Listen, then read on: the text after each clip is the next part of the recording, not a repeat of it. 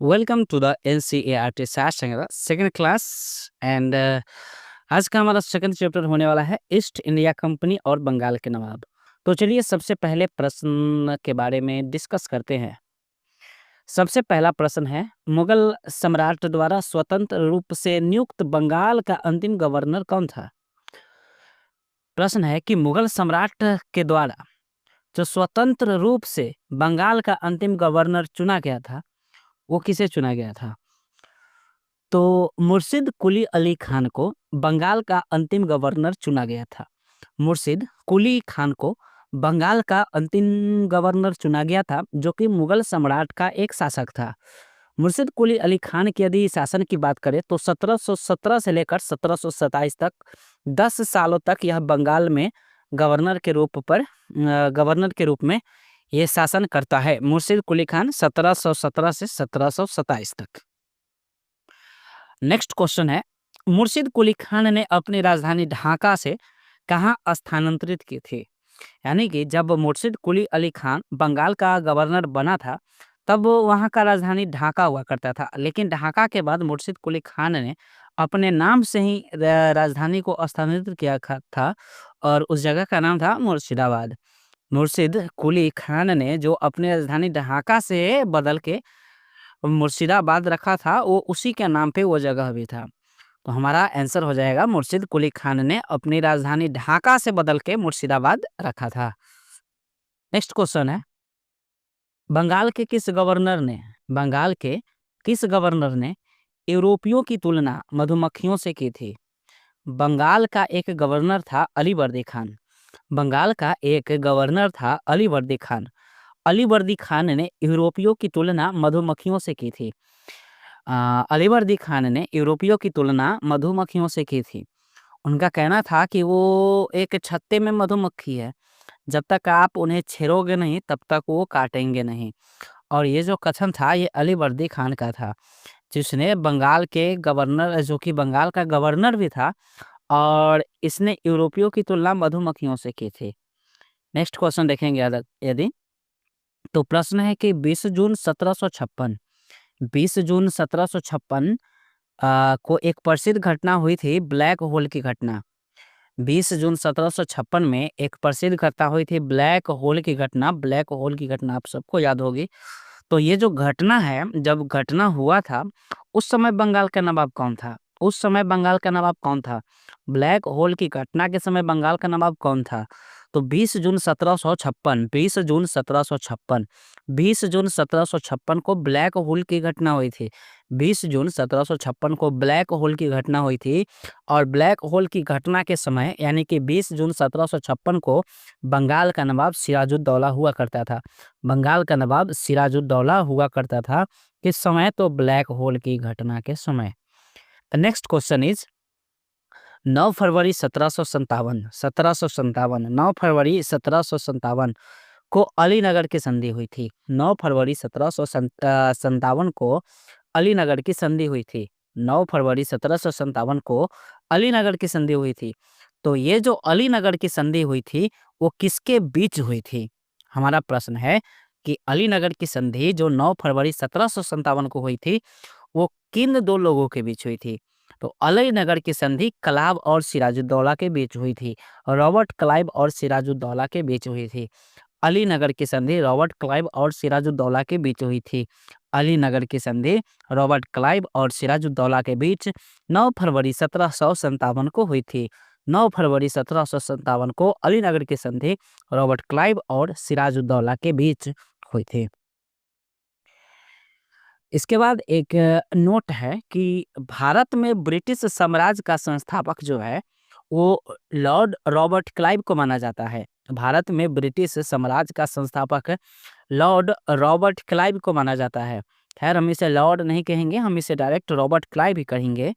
भारत में ब्रिटिश साम्राज्य का संस्थापक रॉबर्ट क्लाइव को माना जाता है। और रॉबर्ट क्लाइव जिसने प्लासी का युद्ध 23 जून 1757 को हुआ था। प्लासी का युद्ध 23 जून 1757 को हुआ था। तो जिसने प्लासी के युद्ध में बंगाल के नवाब सिराजुद्दौला को पराजित कर पहली बार भारत में ब्रिटिश प्रभुत्व की नींव रखी थी। तो हमारा प्रश्न ये हो जाएगा तो रॉबर्ट क्लाइव और सिराजुद्दौला के बीच कौन सी युद्ध हुई थी? तो रॉबर्ट क्लाइव और सिराजुद्दौला के बीच प्लासी का युद्ध हुआ था। प्लासी का युद्ध कब हुआ था? तो 1757 को हुआ था। 1757 को यदि हुआ था तो डेट कब था? तो 23 जून 1757 को प्लासी का युद्ध हुआ था। तो प्लासी का युद्ध जब हुआ था तो समाप्त कैसे हुआ था? तो प्लासी का युद्ध समाप्त हुआ था अलीनगर के संधि के समक्ष। और अलीनगर की संधि कब हुई थी? तो 9 फरवरी 1757 को हुई थी। यानी कि 9 फरवरी 1757 को अलीनगर की संधि जो है क्लाइव और सिराजुद्दौला के बीच हुई थी। और प्लासी का युद्ध में बंगाल का नवाब सिराजुद्दौला को रॉबर्ट क्लाइव हरा देता है 23 जून 1757 को, और भारतवर्ष में ब्रिटिश साम्राज्य का नींव रख देता है। नेक्स्ट क्वेश्चन है, प्लासी के युद्ध के समय बंगाल के नवाब का सेनापति कौन था? प्लासी के युद्ध के समय बंगाल के नवाब का सेनापति कौन था? तो जिसने युद्ध में विश्वघात किया था। तो युद्ध में विश्वघात करने के नाम से जाना जाता है मीर जाफर। मीर जाफर जो है वो विश्वघात के नाम से जाना जाता है। युद्ध के दौरान उसने विश्वासघात किया था। युद्ध के दौरान विश्वासघात किया था मीर जाफर, जिसके लिए वो फेमस है। और ये प्लासी के युद्ध के समय बंगाल के नवाब का सेनापति हुआ करता था। प्लासी के युद्ध के समय बंगाल का नवाब कौन था? तो सिराजुद्दौला था। और सिराजुद्दौला का सेनापति हुआ करता था मीर जाफर, जिसने युद्ध में विश्वासघात किया था। नेक्स्ट क्वेश्चन है प्लासी के युद्ध के समय मुगल बादशाह कौन था? तो प्लासी के युद्ध के समय मुगल बादशाह आलमगीर द्वितीय था। प्लासी के युद्ध के समय मुगल बादशाह आलमगीर द्वितीय था। प्लासी के युद्ध के समय बंगाल का नवाब यदि पूछा जाए तो सिराजुद्दौला था। और प्लासी के युद्ध के समय मुगल बादशाह पूछा जाए तो आलमगीर द्वितीय हुआ करता था। नेक्स्ट क्वेश्चन है कि प्लासी के युद्ध के बाद बंगाल का नवाब कौन बना था? प्लासी के युद्ध के बाद बंगाल का नवाब कौन बना था? तो हमने पिछले क्वेश्चन में देखा कि प्लासी का युद्ध जो है रॉबर्ट क्लाइव और सिराजुद्दौला के बीच होता है। उस समय मीर जाफर जो होता है वो सिराजुद्दौला का सेनापति होता है, और उसने विश्वासघात किया था। तो विश्वासघात किया जिसका फल उसे मिला कि उसे अंग्रेजों ने बंगाल का नवाब बना दिया था। तो हमारा जवाब हो जाएगा प्लासी के युद्ध के बाद बंगाल का नवाब मीर जाफर बन जाता है। प्लासी के युद्ध के बाद बंगाल का नवाब मीर जाफर बन जाता है। नेक्स्ट क्वेश्चन अगर देखा जाए तो नेक्स्ट क्वेश्चन है 9 फरवरी 1757 को अलीनगर की संधि जो हुई थी ये किसके बीच हुई थी? तो ये हुई थी क्लाइव और सिराजुद्दौला के बीच। ये क्वेश्चन हमने देख लिया है। चलिए अगला जो क्वेश्चन हमारा है कि भारत में ब्रिटिश प्रभुत्व की शुरुआत किस युद्ध से मानी जाती है? भारत में ब्रिटिश प्रभुत्व की शुरुआत यानी कि वैसा कौन सा युद्ध है या फिर वैसा कौन सा डेट है जिसके बाद ये माना जाता है कि इसके बाद अंग्रेजी सेना जो है, अंग्रेजी हुकूमत जो है वो पूरे भारत में फैल गई थी। तो प्लासी का युद्ध जो हुआ था 23 जून 1757 को, प्लासी का युद्ध हुआ था 23 जून 1757 को। उसके बाद ही ये माना जाता है कि पूरे भारत में ब्रिटिश और यानी कि अंग्रेज जो है उन्होंने अपना वर्चस्व जमा लिया था और उन्होंने राज करना आरंभ कर दिया था। तो अंग्रेजों की मुख्य प्रभुत्वता जो है वो 23 जून 1757 यानी कि प्लासी के युद्ध के बाद से ही माना जाता है। जिस प्लासी के युद्ध में अंग्रेजी सेना जो है वो जीत जाती है, सिराजुद्दौला को हरा देता है मीर जाफर के सहयोग से। नेक्स्ट हमारा एक पॉइंट है कि प्रमुख घटनाएं और उनकी कुछ तिथियां के बारे में हम लोग देखेंगे। तो सबसे पहला है ब्लैक होल की घटना। ब्लैक होल की घटना 20 जून 1756। ब्लैक होल की घटना 20 जून 1756। ब्लैक होल की घटना जो है 20 जून 1756 को होती है। ब्लैक होल की घटना 20 जून 1756 को होती है। अलीनगर की संधि की बात की जाए तो अलीनगर की संधि 9 फरवरी 1757 को होती है। अलीनगर की संधि 9 फरवरी 1757 को होती है रॉबर्ट क्लाइव और सिराजुद्दौला के बीच। प्लासी का युद्ध 23 जून 1757 को होता है। प्लासी का युद्ध 23 जून 1757 का होता है, जिसमें रॉबर्ट क्लाइव सिराजुद्दौला को हरा देता है। बक्सर का युद्ध जो है 22 अक्टूबर 1764 को होता है। बक्सर का युद्ध 22 अक्टूबर 1764 को होता है। बक्सर का युद्ध 22 अक्टूबर 1764 को होता है। इलाहाबाद की प्रथम संधि 22 अगस्त 1765 को होता है। इलाहाबाद की प्रथम संधि 22 अगस्त 1765 को होता है। इलाहाबाद की प्रथम संधि 22 अगस्त 1765 को होता है। इलाहाबाद की द्वितीय संधि 16 अगस्त 1765 को होता है। इलाहाबाद की द्वितीय संधि 16 अगस्त 1765 को होता है। इलाहाबाद की द्वितीय संधि 16 अगस्त 1765 को होता है। बनारस की संधि की बात की जाए तो बनारस की संधि 1773 को होती है।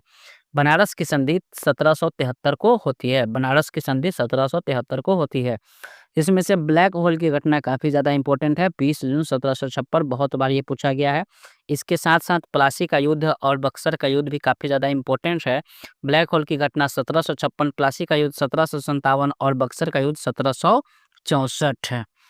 नेक्स्ट क्वेश्चन है कि नेक्स्ट क्वेश्चन है वर्ष 1842 से 1844 तक, यानी कि 2 साल 1842 से 1844 तक गवर्नर जनरल जो है वो लॉर्ड एलनबरो रहा।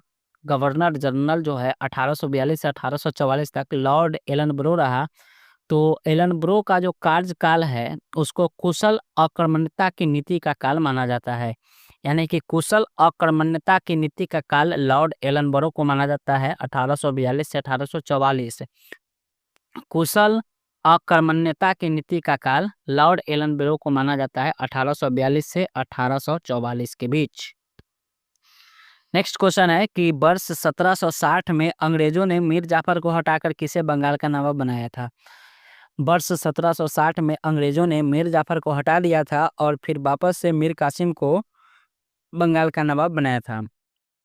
अंग्रेजी सेना ने 1760 में मीर जाफर को हटाकर मीर कासिम को बंगाल का नवाब बनाया था।